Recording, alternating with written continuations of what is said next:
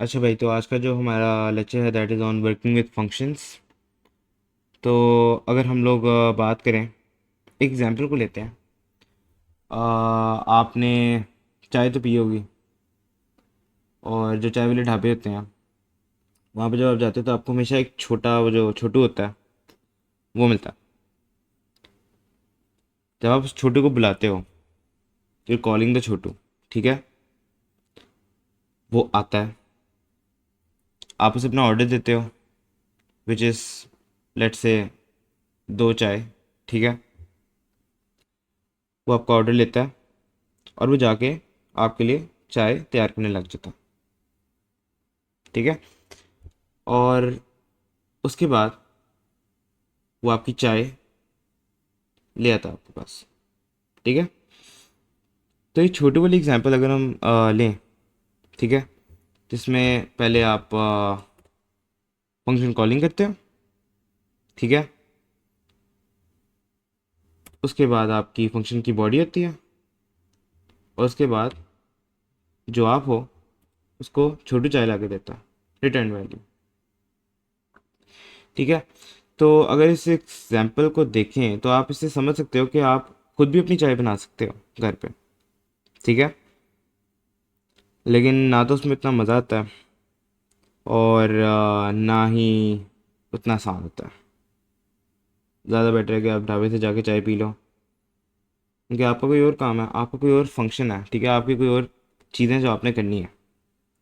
छोटू का स्पेशल काम है कि वो चाय बनाता है, और वो सबके लिए चाय बनाता है। आप कल को छोटू को किसी और के लिए भी इस्तेमाल कर सकते हो। कोई और भी आए, कोई और कस्टमर है, वो भी कह सकता है कि मुझे भी चाय चाहिए। घर पे उस बंदे को भी अपनी चाय अलग से बनानी पड़ेगी, ठीक है।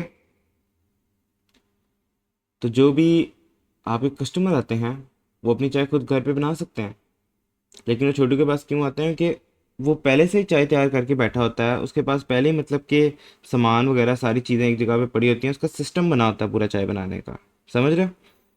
उसका एक पूरा तरीक़ेकार रेडी होता है। आपको घर पे पत्ती ख़त्म हो गई या इस तरह के इश्यूज आ गए, ठीक है, ये सारे इश्यू से बचने के लिए आपको छोटी की मदद लेनी पड़ती है, ठीक है। फंक्शंस जो होते हैं उनमें आपके जो बेनिफिट्स आ जाते हैं, उनमें ये आता है कि आपको अपना कोड दोबारा से लिखना नहीं पड़ता मेन में। अगर आप फॉर एग्जांपल कुछ प्रिंट करवा रहे हैं, ठीक है, तो आप अगर फंक्शन नहीं यूज़ करते प्रिंट का, तो फिर आपको बार बार for example if you printing like 10 integers, एक एरे है उसमें आप 10 इंटीजर्स को प्रिंट कर रहे हो, ठीक है। तो उन 10 इंटीजर्स को प्रिंट करना बार बार, ठीक है, लेट से पहले वो सॉर्टेड नहीं थे इंटीजर्स, ठीक है, आपने उनको प्रिंट किया, फिर उसको सॉर्ट किया, फिर उसके बाद उन्हें प्रिंट किया, ठीक है।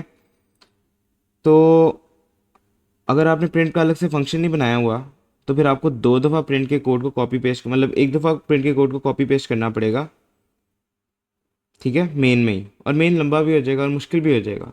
और जब आप बड़े प्रोग्राम्स एप्लीकेशन देखते हो तो वो बहुत ज़्यादा मुश्किल हो जाता है, ठीक है। अब उसी तरह की एक एग्जांपल यहाँ पे है ग्रीट यूज़र की, ठीक है। अब यहाँ पे ग्रीट यूज़र में आप देख सकते हो कि मैंने उसको यहाँ पे नीचे लिखा हुआ है, ठीक है। और इसको मैंने 2 दफ़ा कॉल किया, ठीक है। छोटू को भी आप 2 दफ़ा बुला सकते हो। आप छोटू को कह सकते हो कि यार जाके बर्तन धो दे, ठीक है, क्योंकि ये वाला फंक्शन कुछ रिटर्न नहीं करता। देख रहे हो वॉइड है यहाँ पे। वॉइड का मतलब होता है कि कुछ रिटर्न नहीं हो रहा। छोटू बर्तन जब धोएगा तो आप उसे अपने पास बुलाओगे और आप उसे बर्तन कहोगे कि मुझे बर्तन दिखाओ जो तुमने धोया।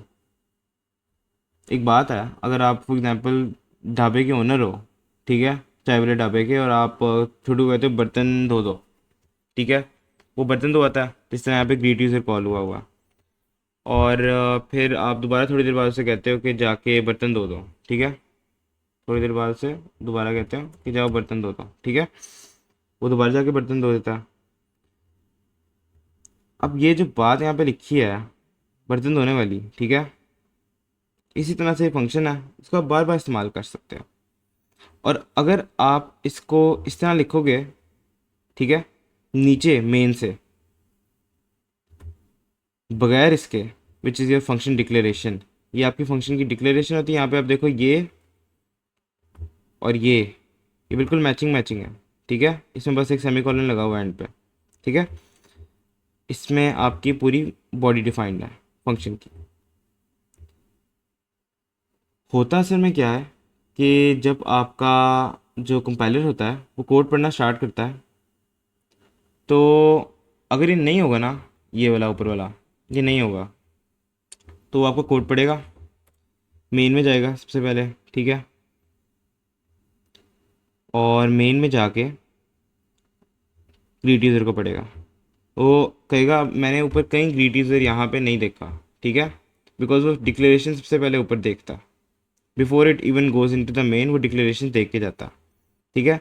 वो ग्रीट यूज़र को यहाँ पे पढ़ेगा और कहेगा ग्रीट यूज़र तो कोई फंक्शन है ही नहीं, ऐसा तो कोई फंक्शन डिफाइंड ही नहीं है, डिक्लेयर्ड ही नहीं है, ठीक है। डिफाइंड को छोड़ दो, डिक्लेयर्ड ही नहीं है, ठीक है। मैंने ऐसा कोई फंक्शन ऊपर नहीं देखा डिक्लेयर्ड, तो वो एरर दे देगा। अगर आप इसको ऊपर ले जाओ, इस सारे को, ठीक है, डेफिनेशन को ही ऊपर ले जाओ, तो आएगा। क्योंकि कंपाइलर क्या करता है, वो एक दफ़ा आपका पूरा कोड पढ़ लेता है ऊपर से नीचे, ठीक है। फिर वो मेन में आता है, ठीक है। मेन के नीचे कोई और फंक्शन होंगे वो उन्हें नहीं पड़ेगा। फिर वो मेन में आता है, मेन में आके वो फंक्शंस को पढ़ता है, तो वो कहता है कि इस तरह का फंक्शन तो ऊपर है ही नहीं, ठीक है। तो कंपाइलर, ये आपको उस बात समझनी ज़रूरी है, कंपाइलर ऊपर से नीचे फंक्शंस पढ़ता है, ठीक है। अगर कोई यहाँ पे फंक्शन है, जिस तरह यहाँ पे मेन है, कोई और फंक्शन भी, किसी और नाम का फंक्शन भी हो सकता था, मेन के अलावा कोई और फंक्शन हेलो के नाम से फंक्शन हो सकता था। हेलो के फंक्शन में अगर आपका जो ग्रीट यूज़र है, ग्रीट यूज़र फंक्शन है, वो ऊपर नहीं लिखा हुआ हेलो से पहले, ठीक है, चाहे डेफिनेशन के साथ, ठीक है, ये डेफिनेशन के बगैर सिर्फ डिक्लेरेशन अगर नहीं लिखी हुई, तो आपको कंपाइलर कंफ्यूज हो जाएगा, ठीक है। ये मैं अभी चलाऊंगा, एरर एरर आ जाएगा, ठीक है। अभी नहीं आ रहा, लेकिन एरर आ जाएगा, वो कहेगा ग्रीट यूज़र जैसा कोई फंक्शन ही नहीं है।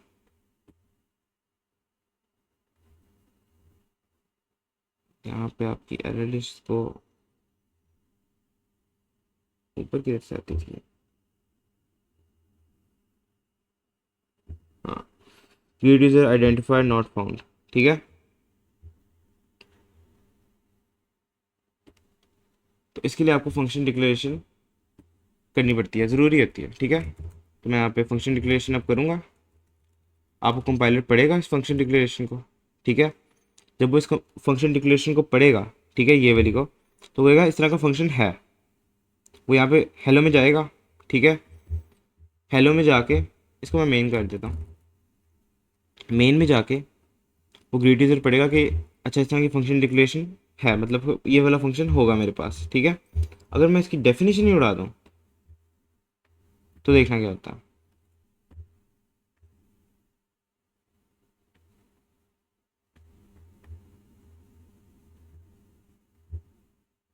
उसने कहना है कि आपने डिफाइन नहीं किया हुआ, एरर कोई नहीं देगा, बस कहेगा कि डिफाइन नहीं किया हुआ आपने, ठीक है। लिंकर एरर कहते हैं इसे। यहाँ पे एल एन के लिखा हुआ ना, this called linker error. Linker error तब आता है जब कोई फंक्शन कि आपने डिक्लेरेशन कर दिया, उसकी डेफिनेशन प्रेजेंट ही नहीं है, ठीक है, चाहे उस फाइल में चाहे किसी और फाइल में, ठीक है। जैसे ये एक फाइल है, ये एक फाइल है,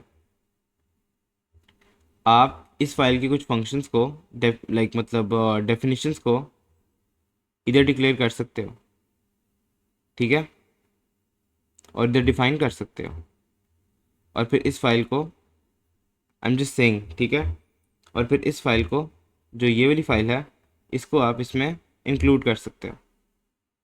कुछ समझ आई कि डिक्लेरेशन यहाँ पे कर दी जिस तरह ग्रीट यूज़र की, डेफिनेशन दूसरी फाइल में, ठीक है, डेफिनेशन दूसरी फाइल में, इस वाली फाइल में, उस फाइल को इंक्लूड कर दो, तो वो पढ़ लेगा डेफिनेशन, ठीक है। उस तरह भी पॉसिबल है। तो यहाँ पे ऐड टू नंबर्स का फंक्शन हमने बनाया, उसमें हम लोगों ने अपने parameters num one num two यहाँ पे डाल दिए, और ये वाला रिटर्न भी करता है सम, जो एक इंटीजर है, ठीक है। और सम को कैलकुलेट करने के लिए हमने एक इंटीजर सम बनाया है, नम वन और नम टू उसमें ऐड कर दिए जो हमारे पैरामीटर्स थे, और अब यहाँ पे नीचे आते हैं तो हम लोगों ने एक रिजल्ट बनाया है मेन में, ठीक है, वो इंटीजर ही है। ऐड टू नंबर्स का ये फंक्शन है, इसमें ये दो 10 और 5 जो है ये आर्ग्यूमेंट्स होती हैं आपकी, they are called the arguments. जब आपकी इस तरह लिखी होती हैं वैल्यूज़, चाहे आप ए और बी भी करो, मतलब वेरिएबल्स बना लो और उन वेरिएबल्स को भी डाल दो, तो ये भी ए और बी भी आर्ग्यूमेंट्स हैं। अच्छा जी, लेकिन ऊपर जब आप फंक्शन लिख रहे होते हैं तो उनको पैरामीटर्स कहा जाता है, नम वन और नम टू। अच्छा, तो अभी ऐड टू नंबर्स का जो फंक्शन है इसमें 5 और 10 आर्ग्यूमेंट्स हैं, इसका जो ये रिटर्न करेगा 15 करेगा। अब 15 चला जाएगा रिजल्ट में, ठीक है।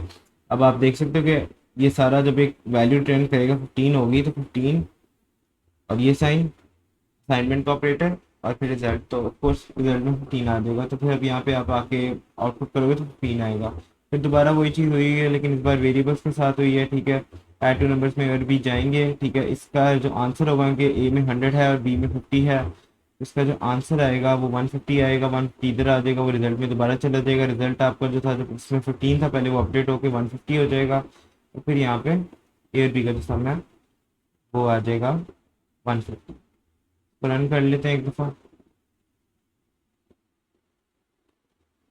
तो अब आप यहाँ पे देख सकते हो 150 और 15, पहले 15 था फिर बाद में 150 हो गया। हाँ, तो अगर हम यहाँ पे थोड़ा सा चेंज करें, ठीक है, अगर हम यहाँ पे डबल करते हैं, ठीक है, तो यहाँ पे एक चीज़ बतानी है, एक एक्स्ट्रा चीज़ बतानी है, ठीक है, हर कोई नहीं बताता लेकिन मैंने बतानी है। और मैं यहाँ पे कहता हूँ ये भी डबल कर दिया मैंने, ठीक है। अभी जो फंक्शन है ये आपको, आपके ख्याल में लेट्स से 5.1 है, ठीक है, और ये 10.5 है। तो ये फंक्शन को अब रिटर्न करना चाहिए आई थिंक 15.6 रिजल्ट पहले वाले का। और दूसरे में हम लोग कहते हैं कि ये आपका जो है, इसको भी हम लोग डबल कर देते हैं, ठीक है। और इधर भी हम लोग कोई डबल बना देते हैं और इसमें हम देते हैं 100 और इसको भी डबल बना देते हैं। दोनों को डबल बनाने की ज़रूरत नहीं है, लेकिन चलो हम बना देते हैं, ठीक है। अच्छा जी, तो हमने बना दिया। अब यहाँ पे जब हम इसे रन करेंगे तो हमारा आंसर 15 और 150 ही आएगा। अब ऐसे क्यों 15 और 150 आया? क्योंकि आपके पैरामीटर्स जो हैं वो इंटीजर हैं, मुझे दोनों ही इंटीजर हैं। आप किसी एक को चेंज करो तो आपका आंसर सही आने लग जाएगा, दूसरे को मतलब आंसर सही नहीं आएगा, बिकॉज एक टाइप कास्ट हो जाएगा, ठीक है। अभी पहले क्या हो रहा था, जब दोनों इंटीजर थे, मुझे पहले फिनोमिना तो मुझे एक्सप्लेन करने दो बोला, मतलब फिनोमिना तो नहीं है, इतनी कोई बड़ी बात तो नहीं मैंने कर दी, लेकिन अब 5.1 है, जब ये इंटीजर में जाता है, इंटीजर फॉर्म में जाता है, अब इसका जो डेसिमल वाला पार्ट है वो खत्म हो जाएगा और सिर्फ 5 रह जाएगा। इसी तरह जब इंटीजर नम 2 और आपने आर्ग्यूमेंट 10.5 डाली तो उसको सिर्फ 10 रह जाएगा और 0.5 जो है वो उसका खत्म हो जाएगा, ठीक है। और एक और चीज़, जब आप किसी डबल में भी दो इंटीजर्स डालते हो, ठीक है, प्लस करते हो, वट एवर यू वांट, ठीक है, कोई भी कैलकुलेशन करते हो और उसमें आपके दोनों ही इंटीजर्स होते हैं, तो आपका आंसर डबल की फॉर्म में नहीं आता, प्रॉपर फॉर्म में नहीं आता, ठीक है। तो बस कम से कम एक डबल होना चाहिए आपकी आर्ग्यूमेंट साइड पर, ठीक है। यहाँ पे आपका नम वन या नम टू दोनों में से कोई एक डबल होना चाहिए, फिर ही वो प्रॉपरली डबल के सामने जाता है, ठीक है। उसको दोबारा चेकआउट कर लेना आप लोग। ये जो तरीका होता है, इस तरह से भी मैं इसको कह सकता हूँ, किस तरह से मैं कह सकता हूँ, तो मैं ये करूँ तो लेट्स से कि कोई आंसर आना चाहिए डबल में सम का, सामने डिवीजन का, ठीक है। और इस डिवीजन का आंसर होना चाहिए नम वन, नम वन आपका 5 था ना, नम टू आपका 10 था, 10 पॉइंट समथिंग था। अब इसका आंसर पहला क्या आएगा, इवन तो आपका यहाँ पे डबल है और डिवीजन हो रही है, ठीक है, लेकिन नम वन आपका 5 और नम टू आपका 10 है और ये इंटीजर्स है दोनों, ठीक है। थोड़ी देर के लिए यहाँ पे डिवीजन को आउटपुट कर देता हूँ, ठीक है। आंसर आपका 0 आएगा दोनों में, ठीक है, क्योंकि आपकी नम वन भी इंटीजर है और नम टू भी इंटीजर है। तो जो आंसर इन दोनों का मिल जुला के आएगा ना, 5/10 का आंसर, वो समझेगा कि दोनों इंटीजर में, तो मुझे फाइनल आंसर भी इंटीजर में ही देना है। तो 0.2 का वो टाइप कास्ट करके ना, 0.2 को वो टाइप कास्ट करके का ये वाला हिस्सा खा लेगा और आपके पास सिर्फ 0 आ जाएगा। ठीक है, जब दोनों इंटीजर होंगे, क्योंकि इंटीजर्स में तो 0.2 होता ही नहीं है, इंटीजर्स में तो सिर्फ 1 होता है या 0 होता है या 2 होता है या 3 होता है। तो ये देखना दोनों का 0 आएगा। इसका 2 आया, इसका 2 क्या है, बच्चे वाले का 2 क्यों है? अच्छा उधर 100 है ना, ए में 100 है और बी में आपका टी है। अगर मैं इसको उल्टा कर दूं तो इधर भी 0 आ जाएगा। मुझे लगा था यहाँ पे 50 है, 3.3 और 100.2 कर देते हैं। ठीक है, तो अब दोनों का 0 आ जाएगा। ये इस तरह की वैल्यू एग्जिस्ट ही नहीं करती इंटीजर फॉर्म में। तो ये चीज़ भी एक इम्पॉर्टेंट लर्निंग थी कि दोनों का आंसर अब 0 हो गया। लेकिन अगर मैं यहाँ पे एक छोटा सा चेंज करूँ, मैं यहाँ पे डबल कर दूँ, एक साइड पे नम 1 में डबल कर दूँ, अब क्या होगा, अब ये कहेगा कि अच्छा एक डबल है दूसरा इंटीजर है, मैं आंसर उसमें दूंगा जो ज़्यादा एक्यूरेट है। ठीक है, तो वो डबल में आंसर देगा। तो अब आपका आंसर बेसिकली 0.2, मतलब 0.2 के अराउंड आ जाएगा। ठीक है, 0.2 के अराउंड आपका आंसर आ जाएगा, कि रिजॉल्व होके डबल आंसर आएगा। ठीक है, मतलब 0.5, मेरी मैथ्स खराब है 0.5 के अराउंड आपका आंसर आ जाएगा। मेरी मैथ बहुत खराब थी यहाँ पे। Kind will look at my self, मतलब 5/10 को मैंने 0.2 बना दिया, 5/10 इज 0.5। अच्छा, हाँ, तो ये थी आपकी इम्पोर्टेंट लर्निंग वाली बात। ठीक है, अच्छा जी, अगर आप इसको भी डबल कर दो तो फिर आपका कोई भी टाइप कास्ट नहीं होगा। ठीक है, और आपका आंसर जो असल में 0.5 यहाँ पे कंसिडर नहीं हो रहा था पहले इंटीजर की वजह से, वो भी अब कंसिडर होगा और आपका आंसर थोड़ा सा चेंज आएगा। तो वो देख लेते हैं, थोड़ा सा चेंज आंसर में 0.5 की जगह 0.51 की जगह यहाँ पे थोड़ा सा कि डिवीजन वाली साइड थोड़ी बड़ी हो गई, तो ये थोड़ा आंसर थोड़ा छोटा हो गया यहाँ से। ठीक है, 0.51 के राउंड आ रहा था पहले, अब नहीं आ रहा। तो ये था आपका वर्किंग विद फंक्शंस। ठीक है, रिजल्ट भी डबल है, रिजल्ट अगर इंटीजर कर दूंगा तो आपका आंसर फिर टाइप कास्ट हो जाएगा।